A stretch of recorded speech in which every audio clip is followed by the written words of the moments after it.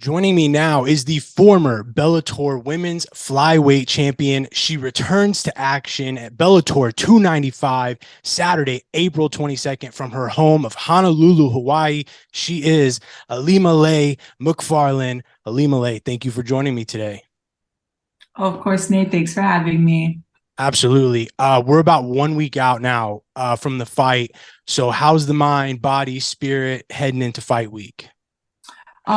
Everything is good. The biggest stressor is the weight cut, and the weight is exactly where it needs to be. So, yeah, that's just one less stress, that I have to worry about. So, yeah, everything's good. Camp went well, no injuries, healthy. Everything's good.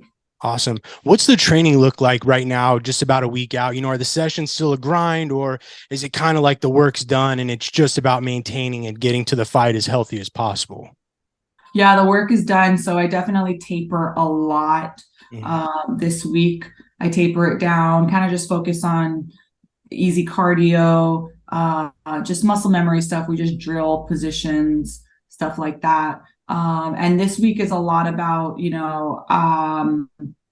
my hair and nails and getting my eyebrows done, like Absolutely. all that part. That's definitely plays a big role in fight week preparations. Yeah, and it's probably like one of those underrated things that most people don't think about or realize, but I could see that be definitely being a thing.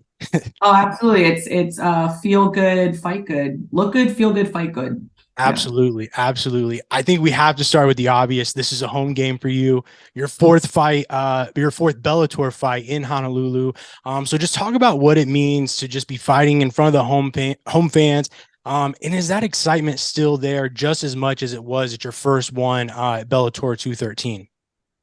Yeah, I love fighting back home. And I used to put a lot of pressure on myself to perform whenever I was back home. And so that definitely added a lot of anxiety about fighting home. But now that I actually experienced what it was like losing at home last year, Bellator Hawaii against Justine Kish, experiencing that and seeing that it really doesn't matter if I win or lose at home. Like, my family still loves me. Yeah.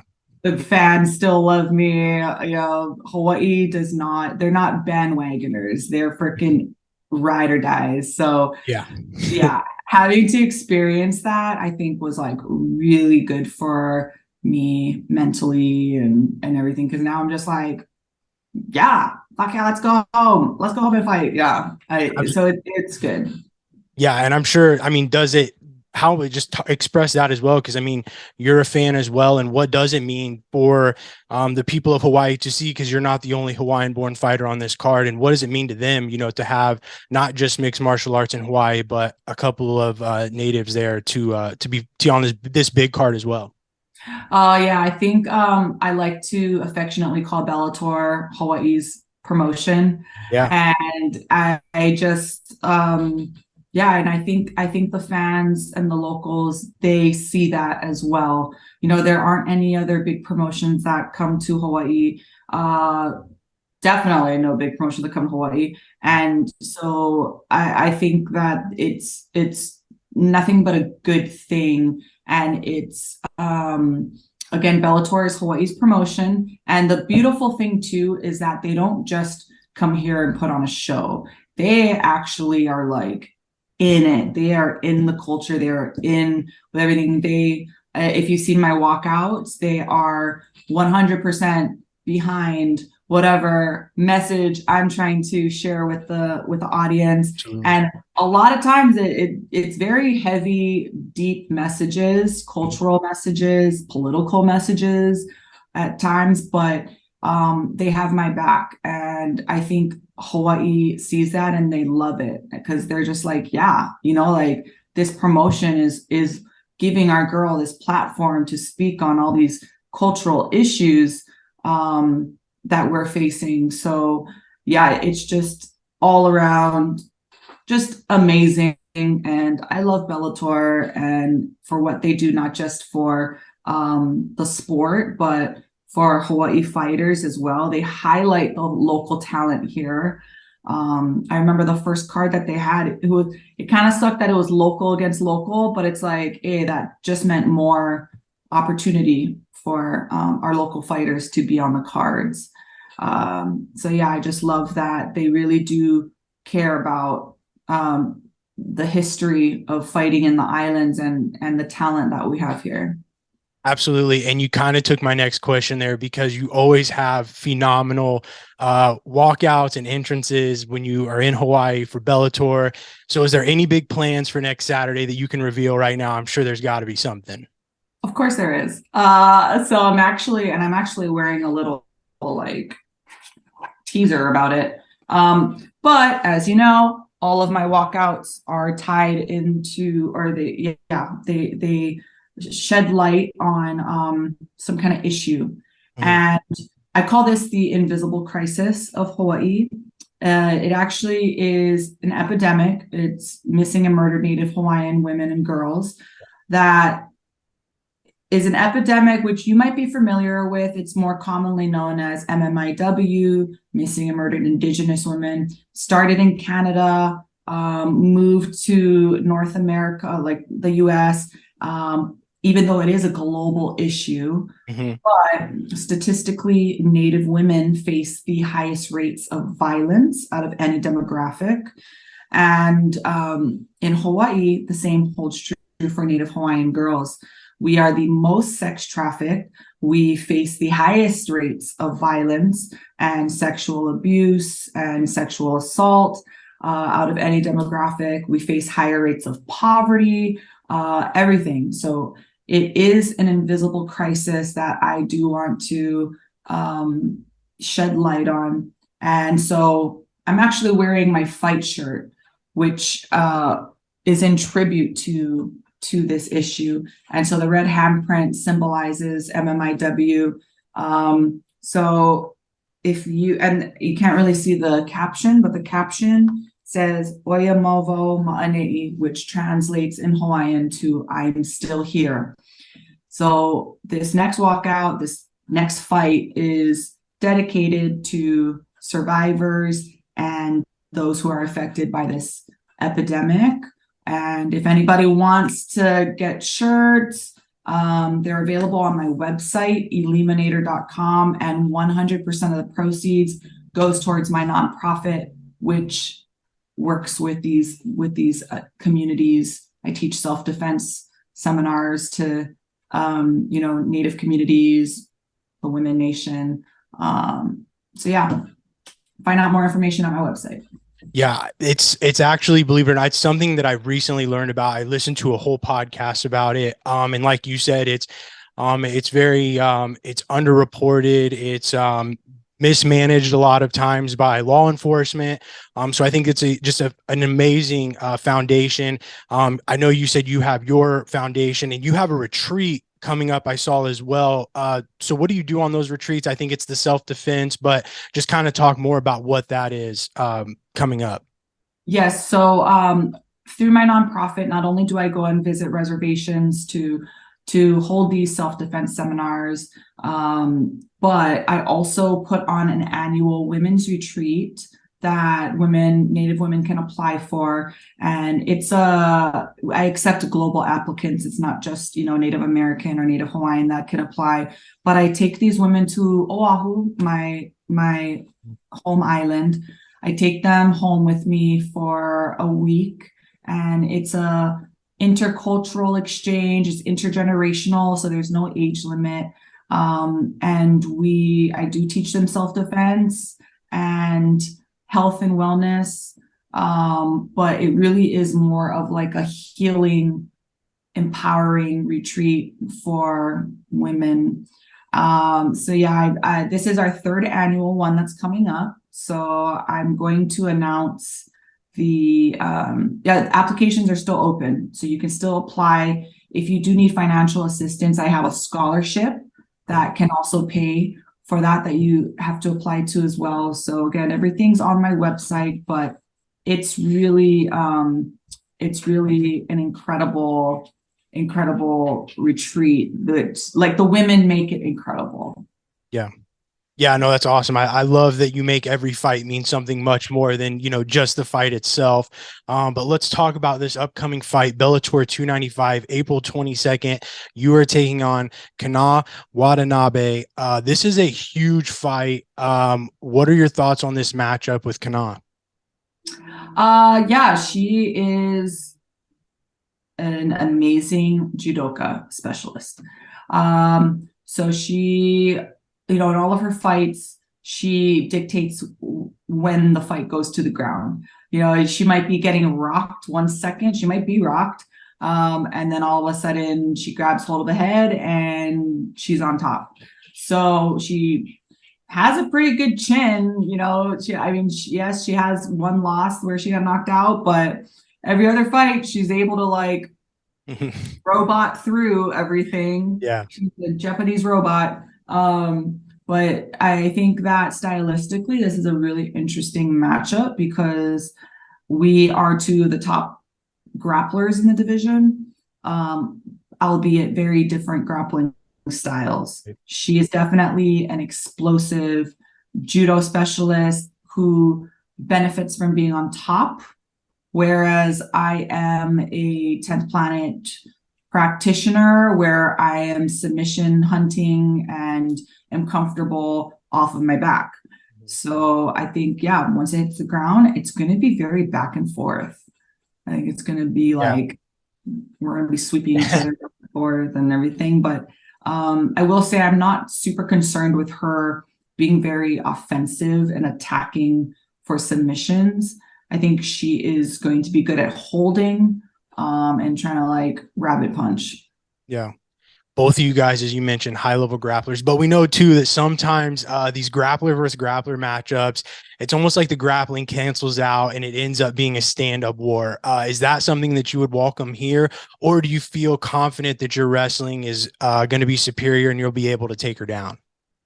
Well, I don't want to give her any kind of advantage. So honestly, I'm going to try to keep it on the feet because it's like that's where I think I Sure. for sure have the advantage over her is on the feet. But who knows? It's no secret that she's not the strongest striker. So maybe she like spent this whole camp, I don't know, like preparing her striking. So I really won't know until I feel her in the cage. But I will say this though, that she's very good in the clinch. So I'm probably going to try to avoid clinching with her. Yeah, for sure. Last time that we saw you was last August when you beat Bruna Alon by unanimous decision. How important was that, getting back in the win column for your confidence, especially in preparation for this fight? I know this sounds very like low vibrational, but I count that fight as a loss to me because I missed weight. And that was just, yeah. So, I mean, like, yeah, I got my hand raised, but to me, it was like tainted by the fact that I missed weight. So it was still, yeah, I was just like, ugh. And I looked like shit too, I can't even like watch that fight and be like, oh, I did good. Like, even though I missed weight, no, I did not do good. And I think it was way too close for it to be something that I could celebrate. So yeah, I mean, cool. I got my hand raised, but Sure. Is that something though going into it that like extra motivation to come in and just, improve on everything for this fight? yeah, I definitely want like I was like, I'm never missing weight ever again. Yeah. I don't care what I need to do. I need to freaking make weight. And I just want to look sharper. Like it was so sad. I watched that fight and then I watched, I think my fight again, like when I first won the belt. And I was like, oh my gosh, like where did that young, spry Ilima go who's like bouncing up and down and like is so fast? I'm like, I'm just like an old lady now. So yeah, I just want to look sharper and clean things up for this fight. Absolutely. I want to ask because, before that win, you had the back-to-back setbacks with against Juliana Velasquez and Justine Kish. but you were able to overcome that. Even, I know you're not looking at it as a win, but it was a win. But I'm sure that time period, plus you had the knee injury in between there where you were off for a year and a half, that had to be extremely difficult, not just professionally, but personally as well. So just talk about that time period and what positives now were you able to bring out of it as you move forward? Yeah, well, like there was a lot of positive that came out of that whole period of my life. And um, yeah, despite having to get another surgery, is now my third surgery on that knee. I think it put things into perspective for me that fighting is going to come to an end. I can't do this forever. And I'm really going to have to start listening to my body and taking that seriously, because my body is what I have left at the end of the day. It doesn't matter my record or my belts or anything. It's like I want to have a healthy body for the next stages of my life. And so I think that, yeah, I had to kind of reassess my career at that point, which is okay. Again, it's just like I'm in a new stage of life where I'm not that 20-something-year-old that just trains full time and just can go like 6 hours a day and be okay, go for and get wasted on the weekends and Yeah. show up to practice. I'm like, no, dude, hangovers for me are like 48 hours at the least now. So I stopped drinking too, which has been really nice. And so I think that, yeah, I've just really taken my health into account, and I'm not as reckless as I was before with stuff when it came to my body. So anyway, I think I went off on a tangent, but I think it was a good thing ultimately, that whole period, and changing up my style. Like my knee's never going to go away, so I just have to adapt to my style now so that I can go longer. Absolutely. And I can confirm as soon as I turn 30, the hangovers are completely different. Yeah. It changes. Everything changes. I think we have to kind of talk about a title shot here, right? This is number 2 versus number 3 in the division. The title is being defended the night before your fight, Friday, April 21st at Bellator 294, between your former teammate and current champ Liz Carmouche versus Deanna Bennett. So do you think with a win that your next fight will be against the winner of that fight? Absolutely. Yeah. I've said it unofficially that this is a title elimination fight. So yeah, assuming we merge healthy and injury free and everything, Right. then yeah, I think it would definitely happen by the end of the year. What's your prediction for that fight? Deanna and Liz. Yes. I think Liz, if she comes out guns blazing like she did against Velasquez. So you like Liz there? Oh yeah. Yeah, Okay. no. I figured. And Absolutely. my homie. I mean, don't get me wrong, Deanna. So the interesting thing with that matchup is that Deanna is a wrestle fucker, very boring fighter. I think she's boring as fuck, and I hate watching her fight. But she just holds you down. She's just a wrestle fucker and whatever. So, yeah, I think that I think it actually could actually be really boring, a really boring fight with them just trying to like hold each other.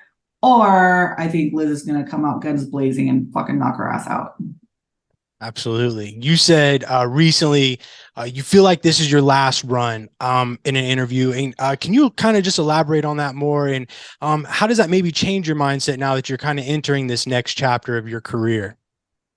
Yeah, I said it was my last run because I'm on the tail end of my career. I only have a couple fights left on my contract, I think, with Bellator. And yeah, like I said, all these injuries and weight missed and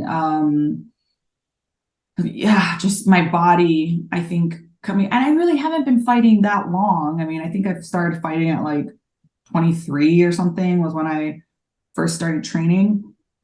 And I see these bitches that are like 40, like Cats and Ghana just Yeah. 40, you know? Right. I'm just like, oh, Ilima, you're being a little bitch about it, you know? But I'm just like, nah, dude, like I've had a torn knee since I was in high school, since literally 2005 was when I had my first surgery, you know? I've Yeah. been an athlete my whole life, and I just don't think my body is capable of it. And on top of that, I want to have babies. And every Mhm. time that I do a weight cut, I'm severely decreasing my chances Right. of being able to like reproduce. Um, so with that said, like, yeah, I'm on the very tail end of my career. Um, and I think that next week, Saturday, is going to have a lot to do with, you know, how soon or not I retire. So it's not a matter of moving divisions that like the last run, it's not at this title or anything like that. It's just kind of possibly the last run of the whole career is kind of how you're looking at it. Yeah, I would say so. Okay. I would like to ask about your experience being a champion, because, we've heard from other former champs that say, losing the belt is almost a release because there's just so much pressure having their name attached to that title. You were a five-time champion. You held that belt for about 3 years. Did you experience that at all? And even if not, just talk about the pressures of being the champion because every fight's a big fight, and everybody's chasing you. Oh yeah, it was like major pressure. When I lost, it was a huge relief off my shoulders. And it's like my career's almost been backwards. Like I attained a very high level of success and reached all the goals at the beginning of my career. I was like killing in the beginning of my career. I was getting submissions, I was finishing everything, I was like at the top of the world. And then now and then I lost the belt, and now it's kind of like, and I almost wouldn't even say that it's like going downhill, because it's not. Different I just have different wants Mhm. now in my career. And I'm okay because I have already reached the highest of the high. I've already experienced the highest of the highs. Bellator Hawaii, the first one, the best night of my life, Yeah. hands down, ever, you know? And so I've already experienced that. And so I don't want to keep chasing that high, because Mhm. one, that's super unhealthy. That's addicting. I'm not trying to chase that anymore. And yeah, I'm not saying that it wouldn't be cool to retire with the belt again, or like get Right. the belt again. That'd be fucking badass. But it's Yeah, also like, sure. well, like, again, I kind of just like want to start pushing some babies out and focus on, like, and with all of the work that I do outside of the cage too, I just feel like that's my calling now, is to start fighting outside of the cage more. Um, Absolutely. Yeah. so What advice would you give to maybe a newer or younger champion? You are a veteran now. You've held that belt, that maybe you didn't get, or that would have been good to have, back when you were the champion. dude, just enjoy the ride. Seriously, enjoy the ride. Um, Relish it. Make some badass memories. But yeah, you don't need to keep chasing that high. And yeah, like you try not to define yourself based on whether or not you have the belt. Because it doesn't matter. Define yourself, carry yourself. You should be more concerned with how you carry yourself outside of the cage than inside the cage. Absolutely. I know you said it could be the end of the MMA career, but aside from the babies, obviously, is there any other combat aspirations that you have? Being a 10th Planet Jiu-Jitsu, that's obviously they're very next level in the competitive jiu-jitsu world. Is that something that maybe interests you post MMA? Yes and no. Yeah, I was just watching Polaris the other day with the girls. I was rewatching all those fights, and I'm like, damn, these bitches are good. Like, I don't know if I would be able to compete with them. And, it's like, it's funny. I always make excuses like, well, they just do jujitsu. Yeah. All they do is jujitsu.